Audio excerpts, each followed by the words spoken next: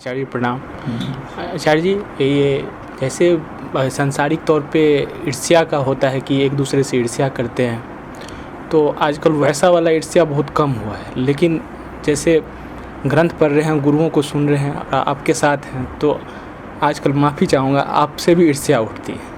ईर्ष्या ये होती है कि हमारा ऐसा दयनीय स्थिति है, और तो फिर दुख उठता है। और फिर उसके साथ साथ ये भी होता है कि आप जैसे क्यों नहीं हम हैं। फिर आपके पास आते हैं तो आप बताते हैं कि इसका मूल जो है उसका कारण तुम ही हो, तो और ईर्ष्या और दुख होता है और ज़्यादा विषाद घेरता है। ये मूल बात है। ये ठीक है, अच्छा है।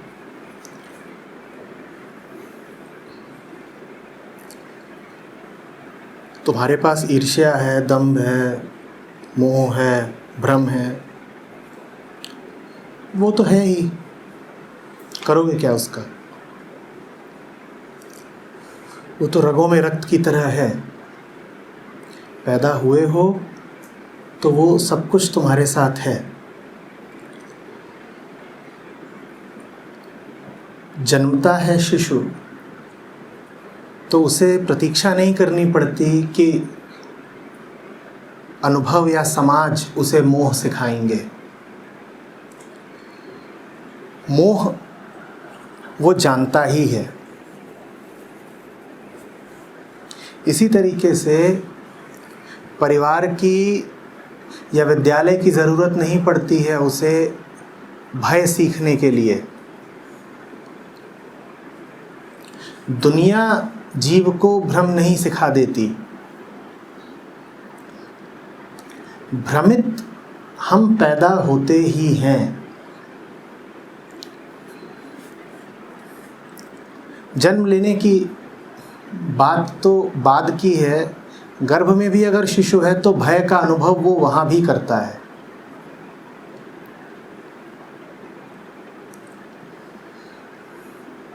तो अब क्या करोगे? फंस गए। काहे को जन्म लिया?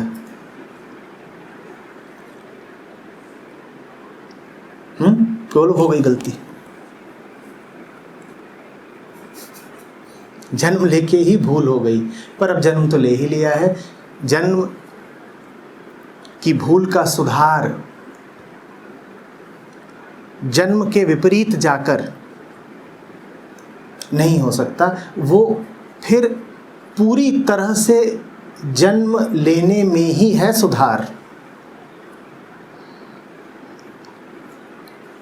और पूरी तरह से जन्म लेने का अर्थ क्या है समझेंगे। ईर्ष्या है हमारे पास, भय है हमारे पास, क्रोध है हमारे पास, आसक्तियां हैं हमारे पास, इंद्रियां हैं हमारे पास। ये सब विषय मांगती हैं। जो कुछ भी है तुम्हारे पास वो अपूर्णता से जन्मा है। अहम का अर्थ ही है एक केंद्रीय अपूर्णता,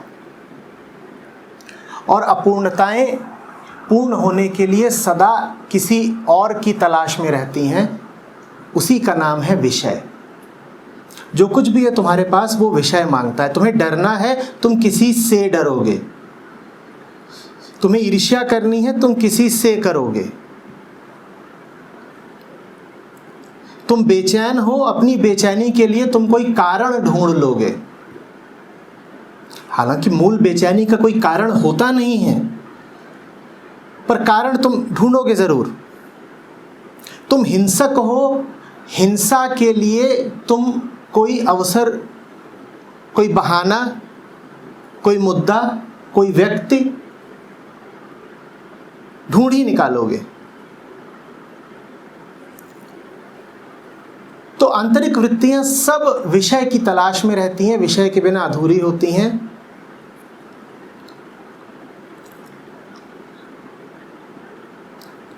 विषय बना लो उसको जो ऊंचे से ऊंचा हो, वृत्ति भले ही कुछ भी हो। विषय तो चाहिए ही ना। हमारा मूल भ्रम ही यही है कि हम अधूरे हैं और हमें पूरा होने के लिए कोई चाहिए। ये जो हमें चाहिए इसको मैं कह रहा हूं विषय। ठीक है। अब ये भ्रम छूटे तो छूट नहीं रहा, तो ऐसा करते हैं, इस भ्रम को पूर्णता तक, निष्पत्ति तक पहुंचा देते हैं। भ्रम से कहते हैं कि तेरा दावा यही है ना कि तू भ्रम नहीं सत्य है, अगर तू सत्य है तो चल फिर पूर्णता तक चलते हैं। सत्य को क्या डर पूर्ण होने से।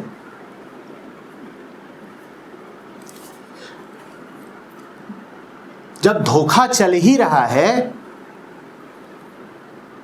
तो धोखे में पूरी तरह से ही सम्मिलित हो जाते हैं, शरीक हो जाते हैं।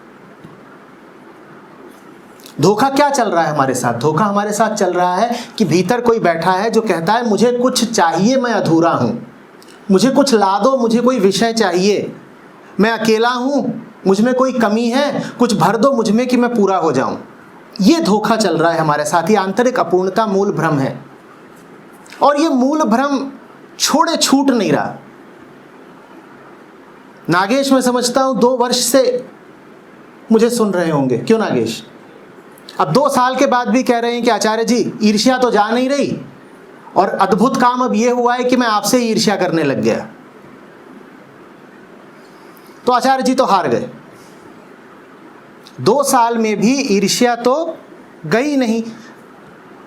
तो फिर मैं तुम्हें दूसरी विधि दे रहा हूं। मैं कह रहा हूं अब ईर्ष्या को, वृत्तियों को हटाने की कोशिश मत करो, उनको तुम उनके शिखर तक पहुंचा दो। ईर्ष्या करनी ही है तो जो ऊंचे से ऊंचा है उससे ईर्ष्या करो। होड़ लगानी ही है तो जो उच्चतम है उससे होड़ लगाओ। या तो तुम ऐसे होते कि ईर्ष्या का सहज त्याग कर देते, ऐसे तो हो नहीं। ईर्ष्या तो जिद करके, पालथी मार करके बैठी गई है। तो ईर्ष्या को तुम फिर सम्यक विषय दे दो, और सम्यक तो सदा एक ही होता है, उसी का नाम सत्य, उसी का नाम परमात्मा।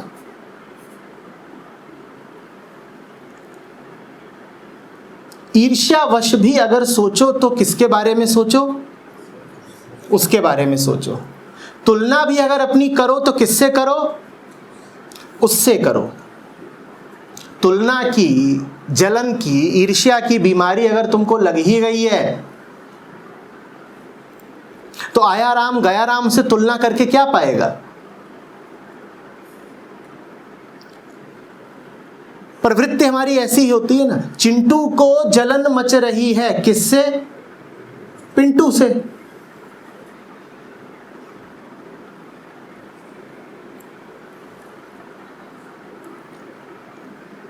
किसी दफ्तर का कोई 4th श्रेणी का कर्मचारी होगा तो उसको दफ्तर के वरिष्ठतम शीर्ष अधिकारी से ईर्ष्या नहीं होने वाली। उसको ईर्ष्या सदा होती है तो किससे होती है? जो उसी के समतुल्य हो, जो तुम्हारे ही तल पर होता है, तुमसे थोड़ा सा ऊपर, थोड़ा सा नीचे, अगल बगल, उसी से तो जलते हो ना। बोलो,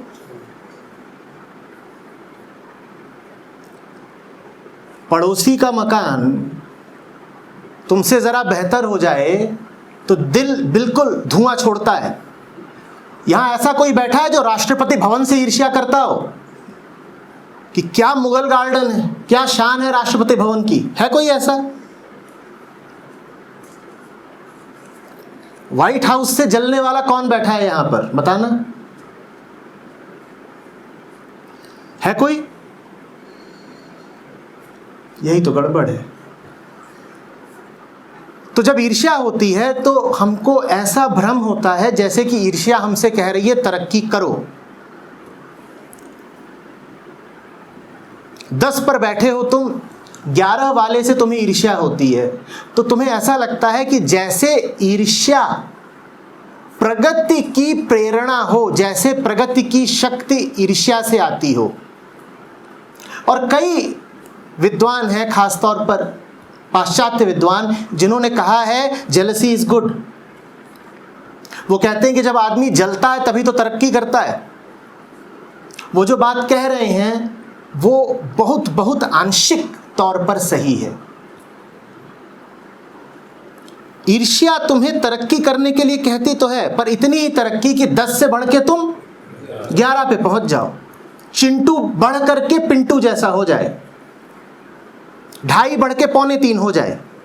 ईर्ष्या तुम्हें बस इतनी तरक्की करने को कहती है, और ईर्ष्या तुम्हारा रास्ता बाधित कर देती है बड़ी तरक्की के विरुद्ध।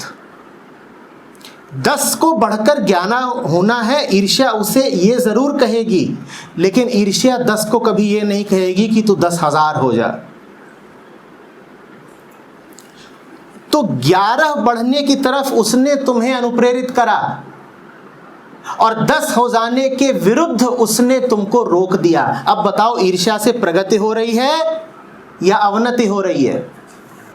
तो कभी ये ना सोचना कि जो जलेगा वही तो आगे बढ़ेगा। जो जलेगा वो आगे नहीं बढ़ेगा, या ये कह लो कि आगे बढ़ेगा भी तो थोड़ा सा बढ़ेगा। और इसका दोष ईर्ष्या पर नहीं है, इसका दोष है ईर्ष्या के विषय पर। चिंटू कर ही रहा है ईर्ष्या पिंटू से, विषय गलत चुन लिया। तो तुम उच्चतम विषय चुनो। जीवन में कमी है, कमी है, कमी है। किस चीज की कमी है? किस चीज की कमी है? तुम कहते हो इसकी कमी है,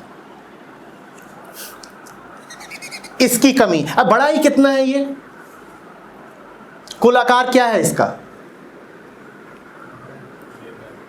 इतना। और जो भीतर भ्रम बैठा है, जो चिल्ला रहा है कि मैं खोखला हूं, मुझे कुछ चाहिए, वो कितना बड़ा है? उसके बारे में 1-2 बातें समझनी जरूरी है। हम कहते हैं कुछ कमी है, और उस कमी को हम भरना चाहते हैं इससे। इससे हम जिसको भरना चाहते हैं वो कितना बड़ा है? अगर वो यथार्थ होता, अगर उसमें कुछ तथ्यता होती, तो उसका कुछ निश्चित आकार भी होता।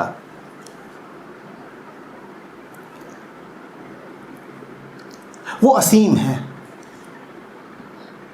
तो इसलिए उसे ये भर नहीं पाता। न ये भर पाएगा, न ये भर पाएगा, न ये भर पाएगा, न ये कुछ नहीं भर पाएगा। भीतर के सूनेपन को भरने के लिए हमने जो भी विषय चुना है, वो विषय छोटा है।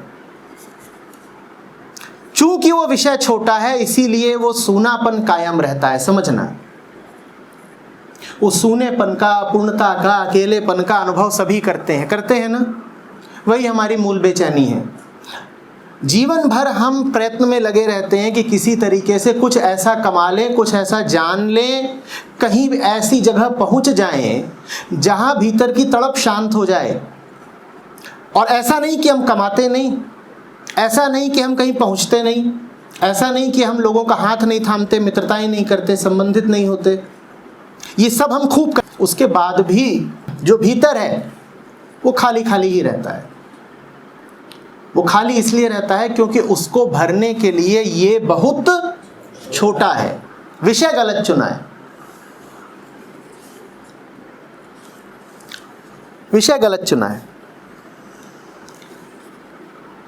तो अगर तुम्हें ये कहना भी है कि मैं किसी चीज की अनुपस्थिति से तड़प रहा हूं, तो ये मत कहो कि मैं इसकी अनुपस्थिति से या इसके अभाव में तड़प रहा हूं। कहो कि मैं अनंत के अभाव में तड़प रहा हूं। अब तड़प तो रहे ही हो, तो ये बात ही हम खारिज करते हैं कि तड़प नहीं रहे, या कि तुम अपनी तड़प को यूं ही त्याग दोगे, गिरा दोगे, कहीं छोड़ आओगे। तड़पने की तो आदत पकड़ ही ली है बचपन से ही, तो तड़प तो रहे ही हो। जब तड़प रहे ही हो तो ये कहना बंद करो कि पैसे के अभाव में तड़प रहे हो, पत्नी के अभाव में तड़प रहे हो, प्रतिष्ठा के अभाव में तड़प रहे हो। क्योंकि जितनी भी चीजें तुम्हें लगता था कि तुम्हारे अभाव का कारण है, वो तुमने अर्जित तो करी। सब नहीं अर्जित करी, उनमें से कुछ तो अर्जित करी। उन्होंने कितना लाभ दिया तुमको? नहीं दिया ना। इसका मतलब वो सब विषय जो तुम्हें लगता है कि तुम्हारी बेचैनी का कारण है, वो विषय बेचैनी का कारण है ही नहीं। न तुम पैसे के अभाव से ग्रस्त हो, न तुम प्रतिष्ठा के, न ज्ञान के अभाव से ग्रस्त हो, तुम अनंत के अभाव से ग्रस्त हो। तो अपने सूनेपन को समुचित विषय दो। ये जो अपनी परेशानी है, तनाव है, मुरझाया हुआ चेहरा है, उतरे हुए कंधे हैं, इनका मूल कारण जानो। इनका मूल कारण ये नहीं है कि जीवन में और किसी चीज़ की कमी है, इनका मूल कारण ये है कि जीवन में सच्चाई की कमी है। तो मुझे अगर वियोग है तो किसका? सत्य का। मुझे अगर कमी है तो किसकी?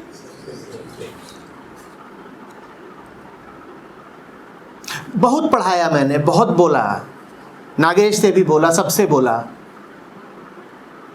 कि ये मानना बंद करो कि तुम्हें किसी चीज की कमी है। पूर्ण हो तुम, ब्रह्म हो तुम, तुम्हें क्या कमी? पर लगता है वो विधि काम नहीं आ रही। नागेश के प्रश्न से तो ऐसे ही लगता है कि वो बात काम नहीं आ रही। मैं पूर्णता की कितनी भी शिक्षा देता रहूं, भीतर एक जिद्दी वृत्ति बैठी है जो ये माने ही जाएगी कि वो अपूर्ण है। उसको कितना भी लिखा पढ़ा दो, उसे कितना भी समझा दो कि पागल तू क्यों परेशान है, परेशानी की कोई वजह नहीं, तू शुद्ध विशुद्ध अनंत पूर्ण है, वो नहीं मानती, वो कलपती ही रहती है। तो अब एक काम करो, मान लो उसकी बात। क्या बात मान लो उसकी? कि वो अपूर्ण है। लेकिन उसके साथ एक बात और जोड़ दो कि हाँ तू अपूर्ण है, किसके अभाव में? सत्य के अभाव में। न तू इसके अभाव में अपूर्ण है, ना इसके अभाव में अपूर्ण है, ना इसके अभाव में अपूर्ण है, तू इनके अभाव में अपूर्ण है। तेरी अपूर्णता का कारण वो नहीं जो तू सोचती है।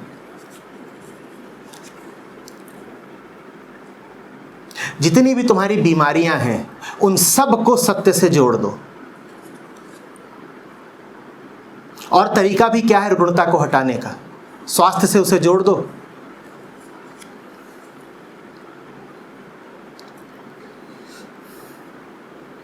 ईर्ष्या है तो किससे? अवतारों से नीचे हम किसी से ईर्ष्या नहीं करते। अब वही आत्मसम्मान और स्वाभिमान जो तुम्हारी जिंदगी का जहर है, वो अब तुम्हारी औषधि बन जाएगा। बड़ी खुददारी है ना, बड़ा स्वाभिमान बताते हो, कहते हो कि हम जब होड़ में उतरते हैं तो नंबर 2 कहलाना हमको पसंद नहीं।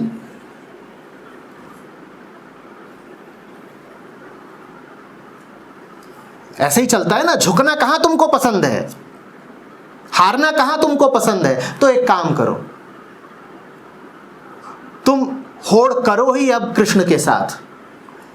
कृष्ण के साथ दौड़ लगाओ, कृष्ण के साथ अपनी तुलना करो और साथ ही साथ अपना स्वाभिमान कायम रखो। कहो कि हम जिसके साथ भी अपनी तुलना करेंगे नंबर 2 होना हमको पसंद नहीं है। झुकेंगे नहीं, जीत के दिखाएंगे। ठीक है, अच्छा है, बढ़िया है। अब ये तुलना तुम्हारे काम आएगी, ये प्रतिस्पर्धा तुम्हारे काम आएगी। पिंटू से प्रतिस्पर्धा करके क्या पाओगे? जीत भी गए तो क्या पाओगे?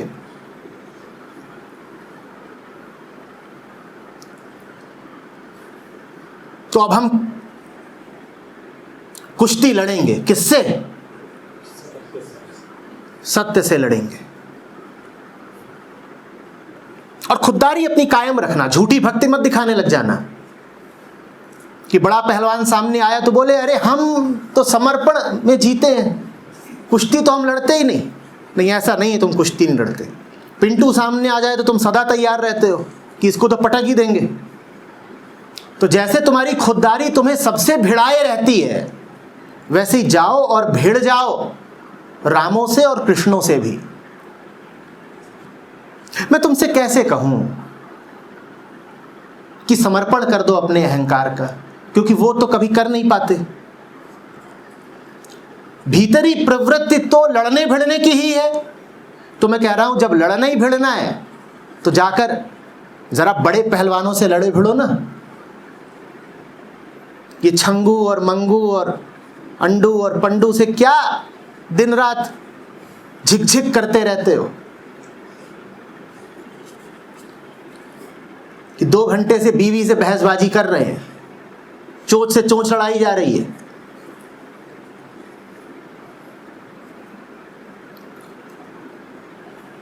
उतरो फिर अखाड़े में।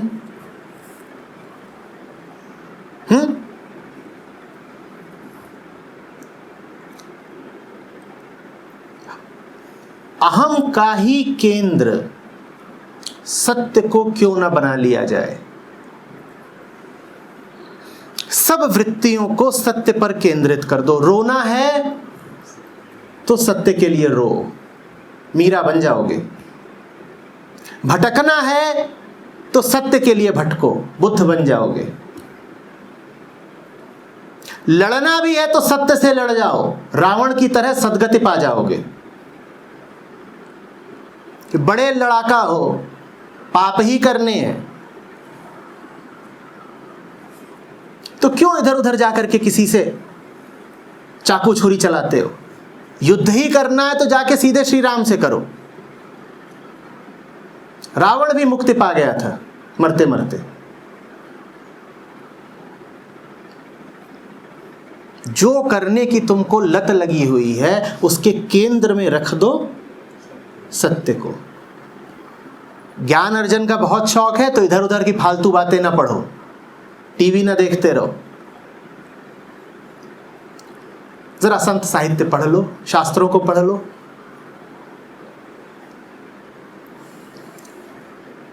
किसी के साथ समय बिताने का बहुत शौक है तो रोज जाकर के यूं ही बातूनी बैठकों में मत बैठ जाया करो। जरा किसी ऐसे के साथ बैठो जो सच्चाई के दर्शन करा देगा।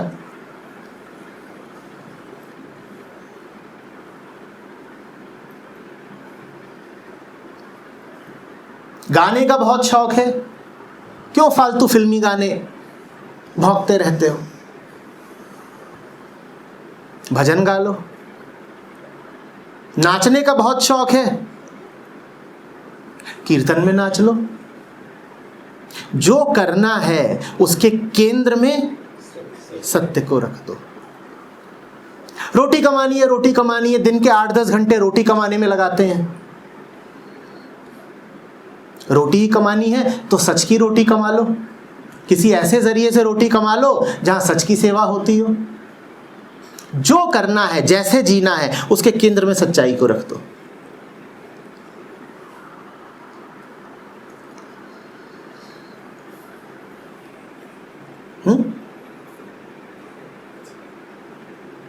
बढ़ने दो ईर्ष्या को, बिल्कुल मैं तैयार हूं, आओ।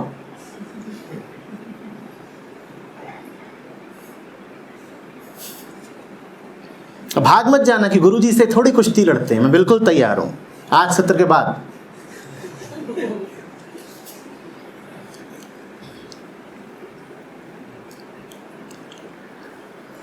ईर्ष्यावश ही सही, अगर हम संतों, मनीषियों, अवतारों और बुद्धों और महावीरों के 1% भी हो पाए तो तर जाएंगे ना। और मैं तो कह रहा हूं कि उनका होना हमारे मुंह पर झन्नाटेदार तमाचे की तरह होना चाहिए। जिन वृत्तियों के साथ मैंने कहा हम सब पैदा होते हैं, उन्हीं वृत्तियों के साथ तो ऋषि मुनि और संत भी पैदा हुए थे ना। वो कैसे माया को काट के आगे निकल गए और तुम कैसे उलझे रह गए। बड़े अपमान की बात है कि नहीं? अपमान लगना चाहिए।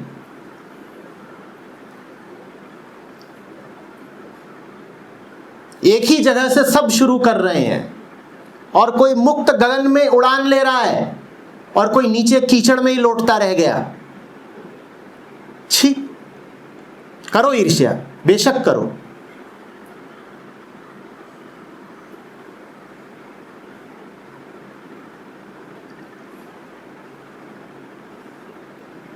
जानो, समझो, पूछो कि सूत्र क्या है, राज क्या है उनका। नकल ही कर लो उनकी। जो करना चाहो करो, जितना तुम्हारी छोटी बुद्धि में समाता हो सारे उपाय आजमा लो, पर सब उपायों के केंद्र में रखो सत्य को।